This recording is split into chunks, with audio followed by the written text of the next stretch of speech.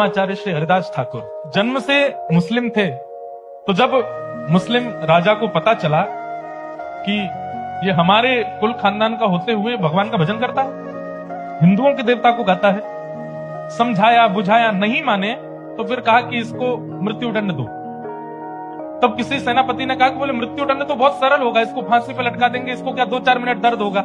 इसने जो गलत काम किया है हिंदुओं के देवताओं का नाम लेकर के, इसको तो कोई कड़ा दंड मिलना चाहिए। बोले क्या दंड दें? बोले हाथ बांधो, पैर बांधो, बाजार में लेकर के निकलो और इस पर कोड़े बरसाओ, कोड़े में भी कील होनी चाहिए बड़ी बड़ी। राजा बोले उससे क्या होगा?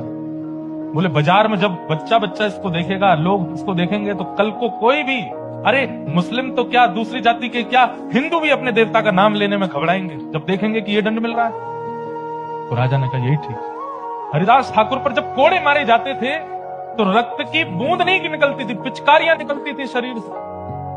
लेकिन जब वो कोड़ा पड़ता था और उस समय जब वो दोनों भुजा उठा करके और ऊंचे स्वर में बोलते थे हरि बोल हरि बोल हरि बोल, कोड़े बरसाने वाले के चरण पकड़ लेते थे और क्रोध में नहीं, नेत्रों में भाव भरे रहते, अश्रु भरे रहते। बोले बड़ी कृपा।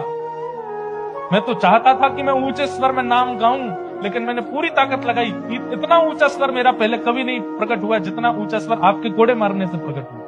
और मारिए। जब हरिदास ठाकुर पर इतने कोड़े मारे गए, इसके बाद भी उन्होंने कुछ नहीं कहा।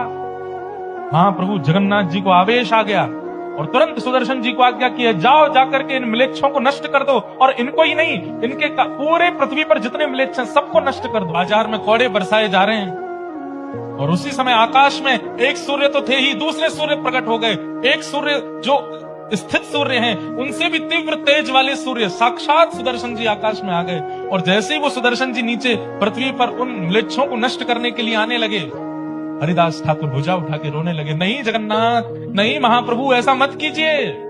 सुदर्शन जी प्रकट हो गए। प्रकट होकर के बोले हरिदास, ये तुम पर कोड़े मार रहे हैं और तुम पर किए जा रहे अत्याचार को देख करके लोग नाम गान करना बंद कर दे रहे हो, तुम कह रहे हो उनको मत मारो, क्यों?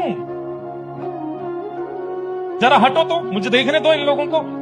चरणों में गिर गए। बोले नहीं सुदर्शन जी, ये त्रेता नहीं है, ये सतयुग नहीं है, ये द्वापर नहीं है, ये कलयुग है।